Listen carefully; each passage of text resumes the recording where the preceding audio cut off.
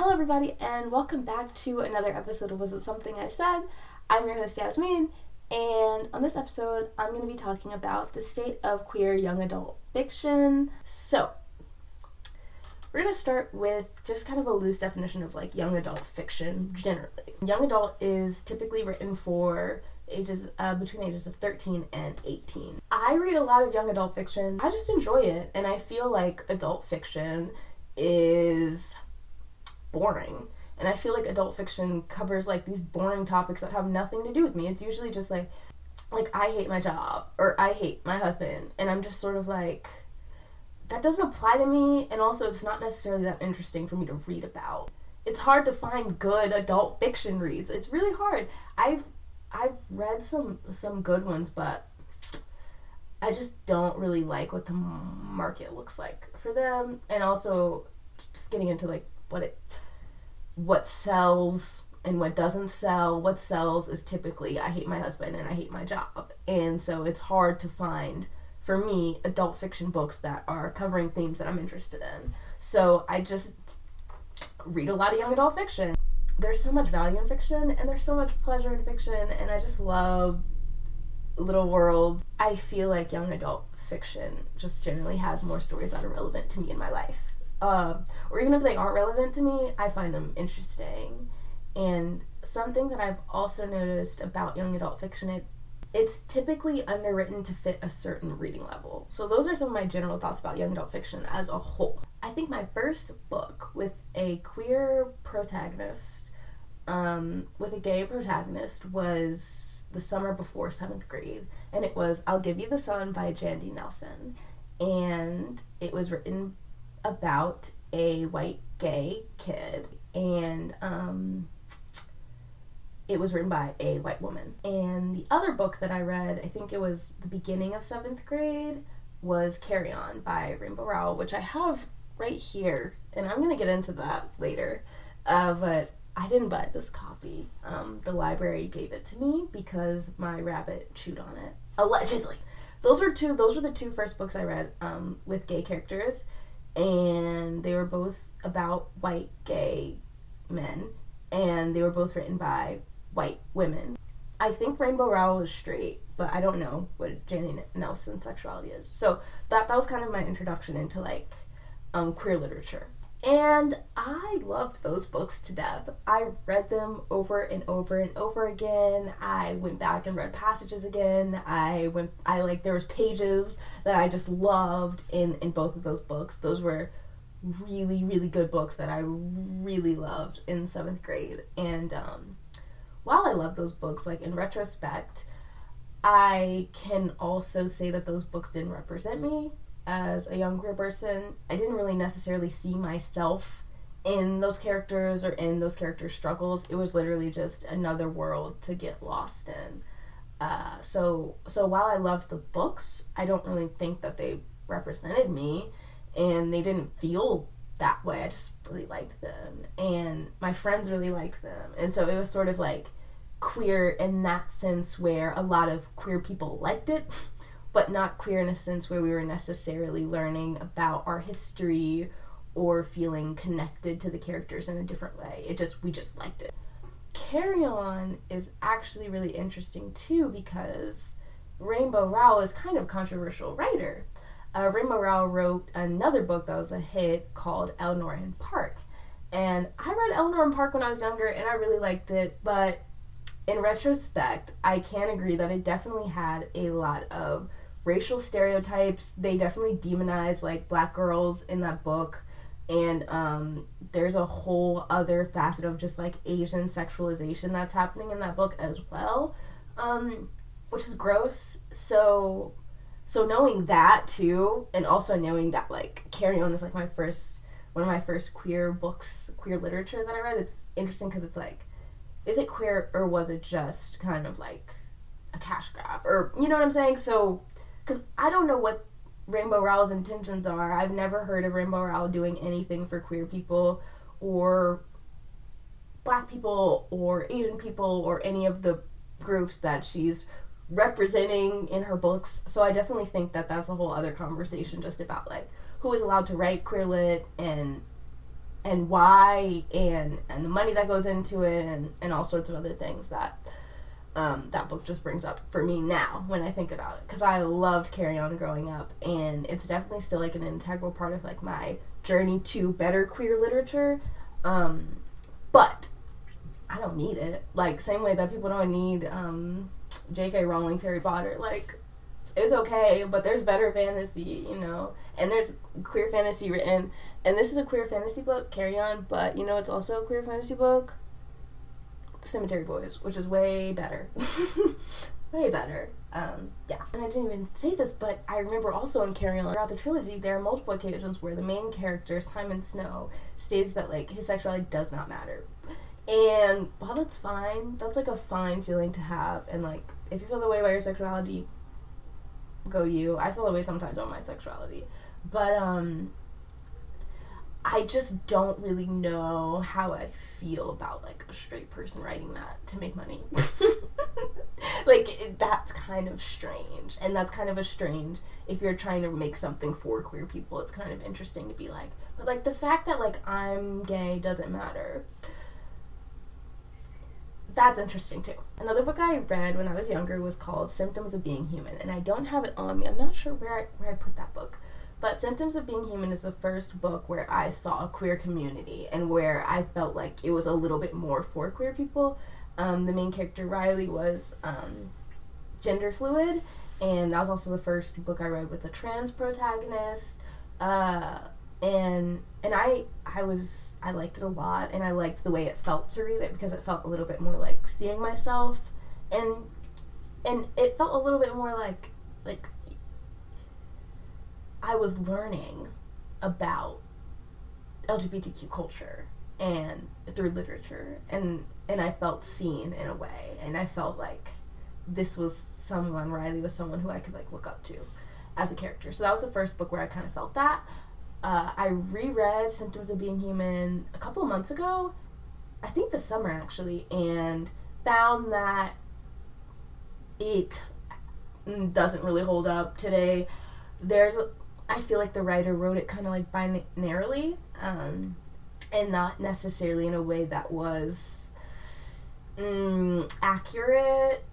On a second read, it didn't really hold up, but I do remember reading it at first, and I really enjoyed it. And I also think, you know, now that I've kind of, you know, really sat and thought about the genre of young adult fiction, that the writer underwrote it to sell it. It wasn't completely for queer people. It was definitely for queer people and for parents, friends, family members of queer people, and people who were just like really interested to know like what it's like to be, you know. It was definitely more like that than like for us by us type thing, because I don't think that the writer is trans. So I didn't read a lesbian like protagonist book until I got to high school. Generally, when I first started getting into books that were about lesbians, I had to look for them hard. I had to Google books about lesbians, and then I had to like go find them. And that's interesting too. Like, I stumbled upon I'll Give You the Sun. I stumbled upon Carry On. They had good reviews. People were like putting them on reading lists, and so that's how I found those books. But I did not find any books about lesbians that way. I actively went and looked for them, and I found them, and I liked them, and that was another level of, I think I started to see myself in those characters a little bit more, and I started to care more about like their romance lives and like what they were into and like who they were into, and like it was just cool in that way, in a new way, where, you know, whereas before I think I felt a little bit disconnected from romances that were shown because in media and in books, because I didn't really feel like couldn't really relate to some of it. So it was cool to read stuff and relate to it. And I will say that I don't think I read a queer book with a black protagonist until this summer. Yeah. I I don't think I read a queer young adult fiction book with a black protagonist until this summer. All of them are white, and then I think the first book I read with a Latino protagonist was Aristotle and Dante Discovered the Secrets of the Universe, and that was sophomore year. But yeah, before sophomore year, every queer protagonist that I read in queer young adult fiction was white and was written by a person who was white.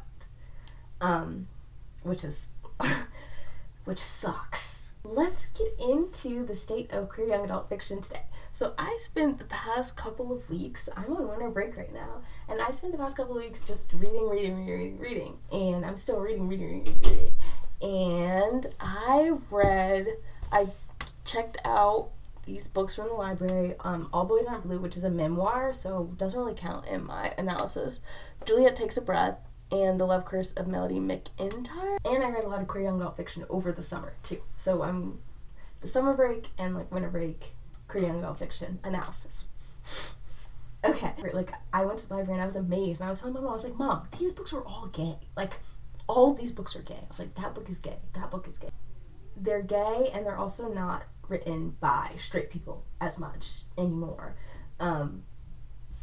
These books are all written by people who are in the LGBTQ community, and the books I read over the summer were written by people who are in the LGBTQ community. So that's another thing that I'm noticing. It's not really straight people writing these books anymore, or if straight people are writing those books, they're not really being pushed to the front. The books that are being pushed to the front are being written by queer people, and I think that's awesome, and that's such a good difference from where it was before. With that being said, I would also say that the state of queer young adult fiction today is vaguely racist. Vaguely racist, and what I mean by that is it's not it's usually this subtle type of racism, and I'm talking about books that are written by white queer people. Will have a white queer protagonist, and then they'll have side characters that are of color, and that's fine, write what you know. But what happens is the side characters of color are usually what are leading our protagonists into conflict and into stressful situations, and who are not even villainized, because young adults fiction doesn't really have as much villains as other stuff, but who are objects of conflict for our main character, which I feel is vaguely racist. And then I read this book called Jess, Chunk, and the Road Trip to Infinity. They were in the car driving through the hood, and for some reason they just had to demonize a bunch of strangers to up the tension in the scene, which was strange. And I was like, ew, this is gross. This is gross. I don't know. I just noticed that, and I'm just why is there a random, in this book I read, The Love Curse of Melody McIntyre, there's this character named Jasmine. Jasmine, I think, is the only black character in the book, and Jasmine is super shady and super sneaky, and I don't know, the character's just afraid of her, and I'm why did Jasmine have to be black? Why did Jasmine have to be black, something that I'm noticing is with that diversity and with this push to get white writers to include characters of color, they sometimes do this thing where they just make the character of color an object of conflict for the main character, which is weird. Generally, queer young adult fiction, I think all of them are based around a sinful romance. So there's, I've read this, there's kind of this arc that happens that I usually really like. I usually end up really liking this arc where it starts with a breakup and then it kind of ends with a new relationship, and I kind of like that arc because I feel it's cool to see queer people going through, young queer people going through breakups. And something that I've noticed in queer young adult as of late is that they kind of brush over the whole what if my parents find out thing. And something that I've noticed is that a lot of the rep is with supportive parents. So it'll be queer youth with supportive parents, which is different than books about queer people from the past, which were pretty much centered around what if my parents know. So that's interesting too, that's shifted. And I would say that queer young adult fiction is becoming a lot more political. Even books with white writers are more political. I read Pulp by the same writer who wrote this, Robin Talley, and Pulp was it was a political lesbian young adult fiction novel, and it was awesome. And Felix Ever After was really cool. This has a non-binary black protagonist, which is awesome. Juliet Takes a Breath was political. I just finished that, and that book talked about like white saviorism. It just gives me the warm fuzzies to read political queer young adult fiction. I think it's awesome. So we're going to end it with why queer young adult fiction matters. And okay, let's start with what's kind of been going on. Writers have kind of been seeing an uptick in censorship against queer young adult fiction. There's this idea that, queer people are ruining the youth, and queer lit is ruining the youth. And I've said this before, and it also doesn't matter, even if, the media made me gay. I'm better for it. But also, I was gay in the 3rd grade when I had never seen a gay character in my life. I'd never read a gay book. I never seen a gay movie. I never heard a gay song. I was literally just gay. And what the media has done for me as a queer person is it has shown me that that's okay. And there are other people like me. And I can be empowered by that. And it doesn't mean my life is over. And it's not something that I have to repress. That's what the media does. The media doesn't make you gay. It makes you happy. It makes you gay and supported. Coming back to the censorship thing, I think that that's what people really are saying when they say those books are not for children. They're saying we don't want these queer children to love themselves, and that's fucked up.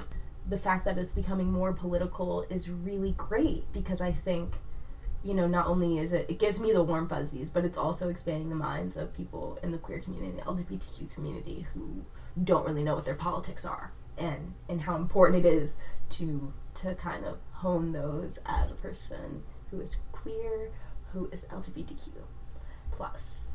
There's a difference between a straight person writing a book about LGBTQ people and a queer person writing a book about queer people for queer people. For me, I think that, do whatever you want, but it shows. It definitely shows in who has written the book what the object of including a character that is LGBTQ is supposed to do.